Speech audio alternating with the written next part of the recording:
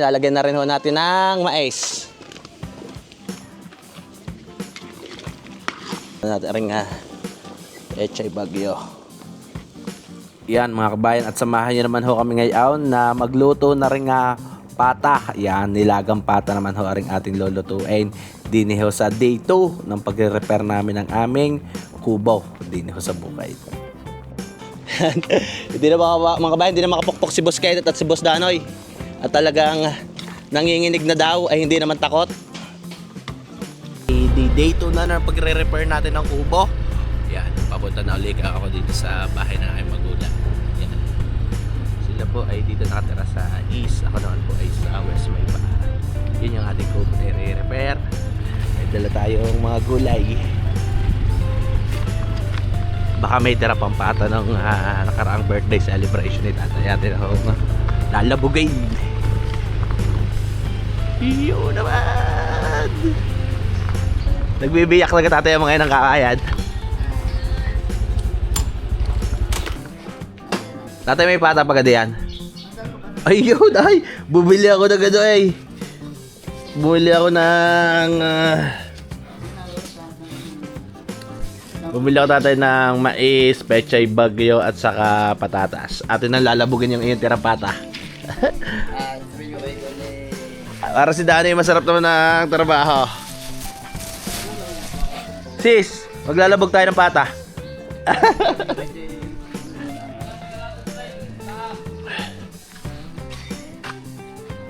Ano yan?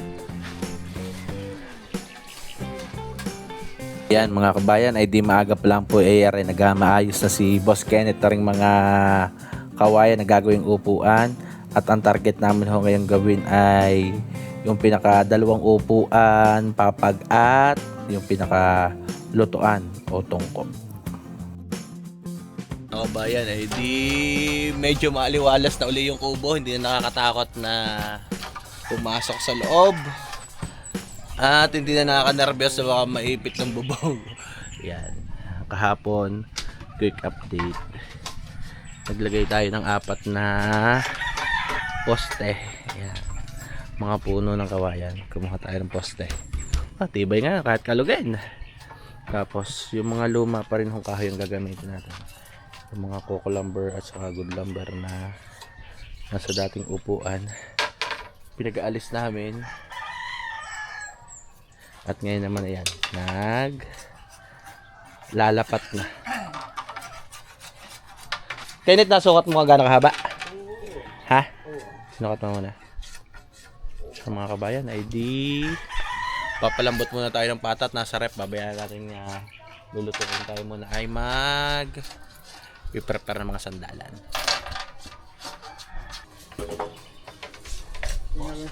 Sandalan.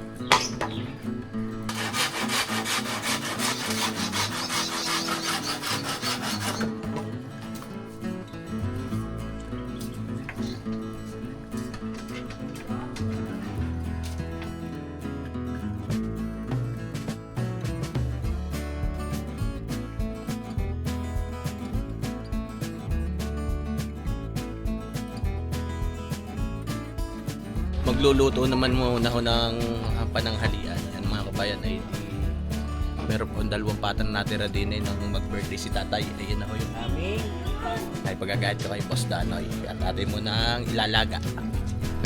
Boss D,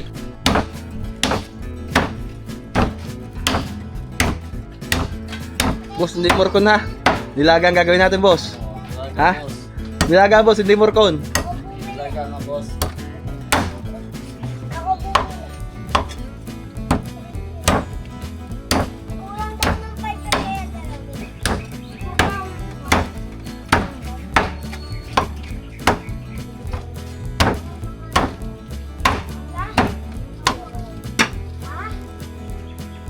Boss.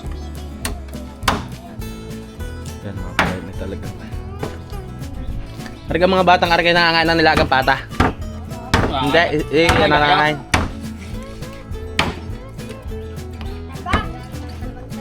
Oo. Si Gio nangangain. Si Danoy lang palang hindi. Tama na, ayaw kayo na yung Danoy. Maganda yung malalaki-lakat ng tiga-tigis agad. Yan ang biyakin mo danak at yan ay matagal ano, matagal yan lumambot. Basball.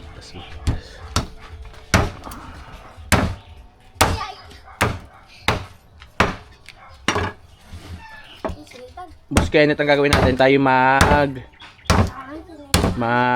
ano, ikaw yung maglalapat, ako mag-assemble ng kungko na.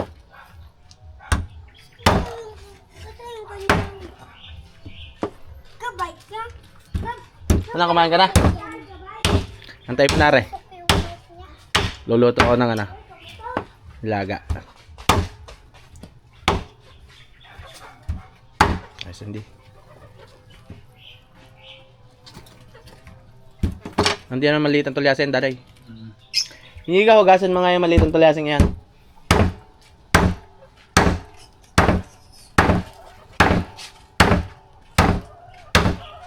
Yan. Hindi ko pa nakain ng kanin, boss. Yan. Nasa likod, sa likod. Yung pagdalawahin mo yan, laman. Yan.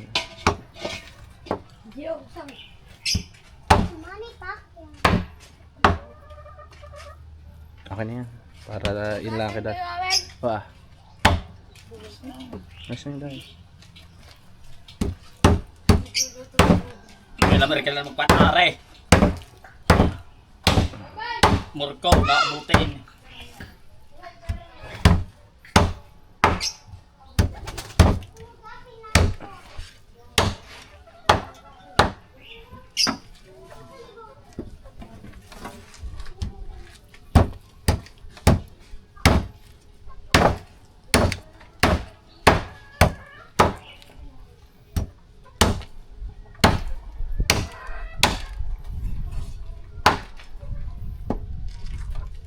Yun ang pata.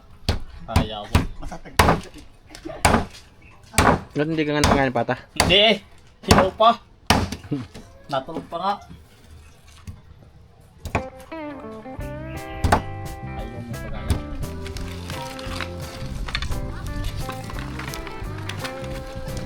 Yan mga kabayan, ito na ho yung binayat na dalawang pata. Ay di aasinan lang muna natin mga kabayan. Para pag lumambot ay may lasa na.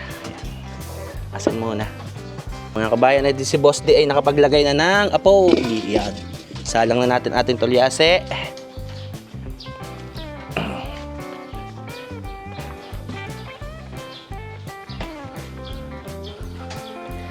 Yan mga kabayan, ihuhulog na natin yung ating dalawang pata.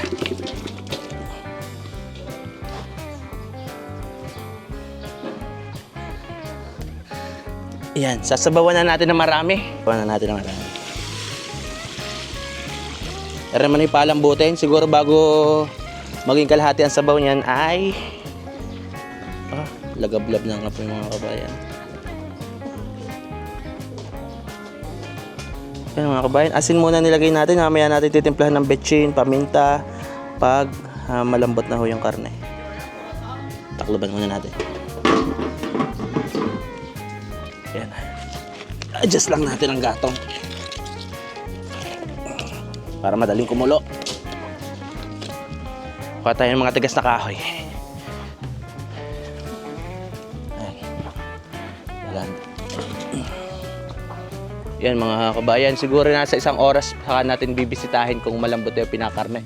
Huwag na muna natin pagbubuksan at nang mas mabilis lumambot.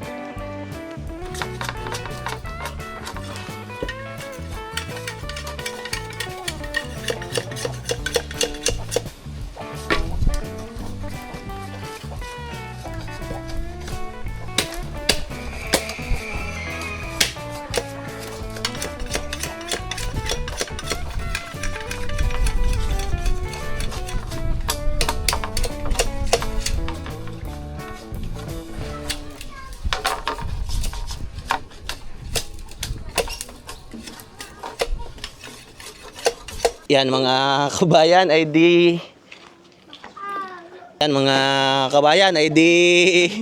malambot na ho ang pata. Ayan. Yan mga kabayan, mahigit 1 oras ho natin itong pinakuluan. Yan, malambot ho atin ang titimplahan.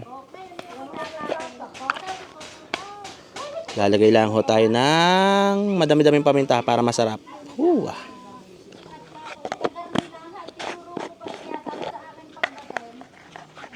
Wait lang. Yan, lagyan na rin natin ng magic. Masarap.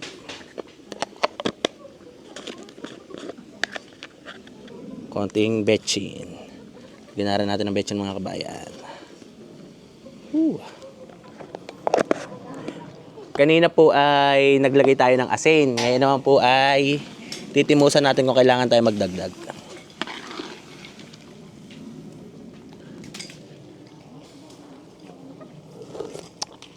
Dadagdag tayo ng konting asin mga kabayan.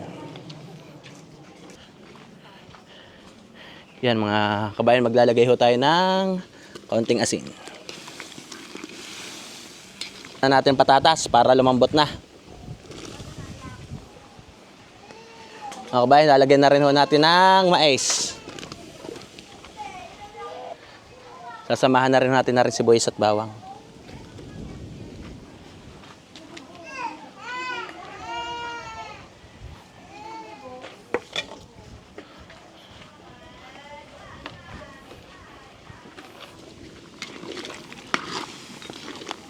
Mga kabayan, ay di palalambutin lang ho natin yung patatas at saka natin ilalagay yung ating binili na pechay bagyo pag malapit na nating hanguin.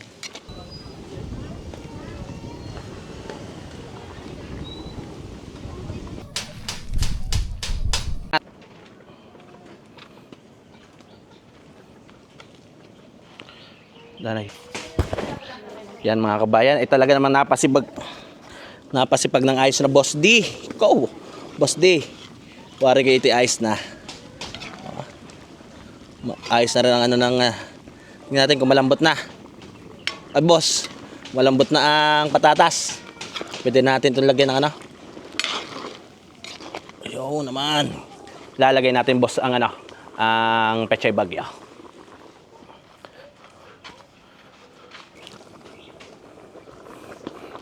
Yan mga kabay, sasama na natin rin pechay bagyo.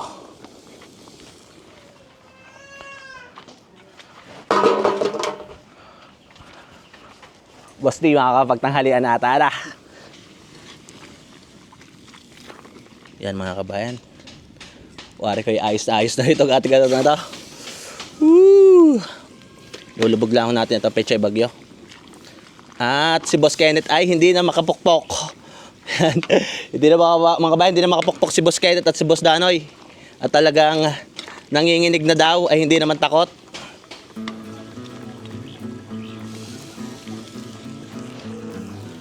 Matatapos na. Boss D, kuha ng kanin at wari kayo ito ayos na.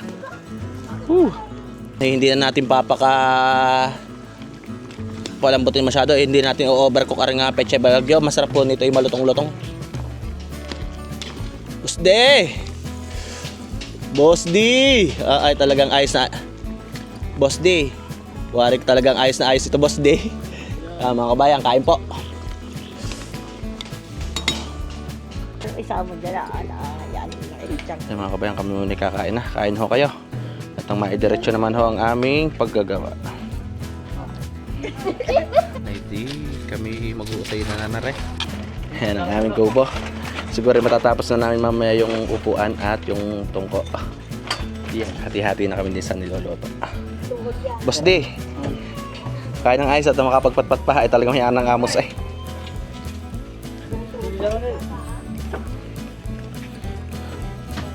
Yan mga kabayan, kami kakain na. Kain po kayo. Dalawa. Kuhani. Tayo. Kain po.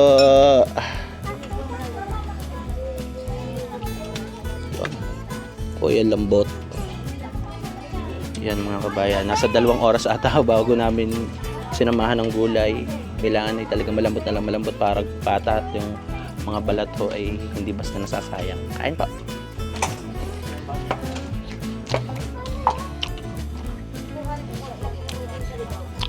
Kain pa kayo.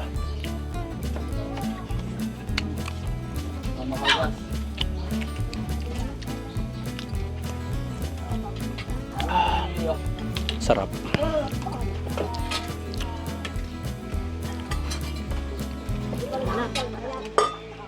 Okay ah.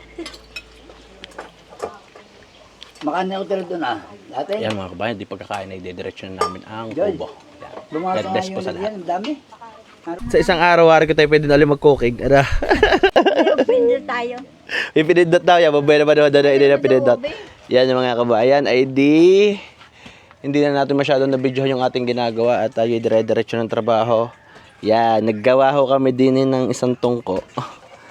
Yan, mga scrap lang yung ginagamit namin mga kabayan. Yung mga lumang gamit na nakita namin din sa paligid ng aming bahay ay siya namin yan. Gumawa kami ng tungko. Bukas naman yung sandalan. Yan, pinatesting nga ni tatay at ni inay kung matibay yung upuan. Yan.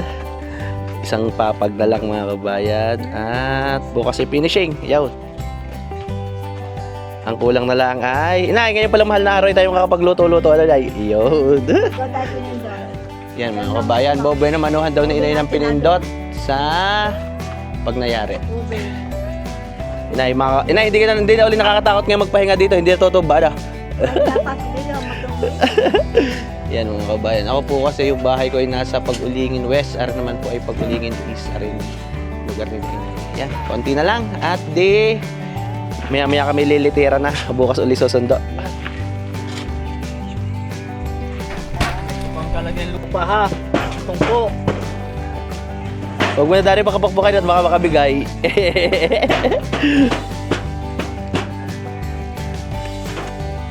Mga kabayan, ar na nga pala po yung buong kayarian ng kubo ng day 3. Hindi lang ho tayo nakatulong masyado sa paggagawa nitong day 3 at meron ho tayo nilakad kasama ko yung aking kapatid ay sinamahan ko, pinag-drive ko at pagbalik ay yan.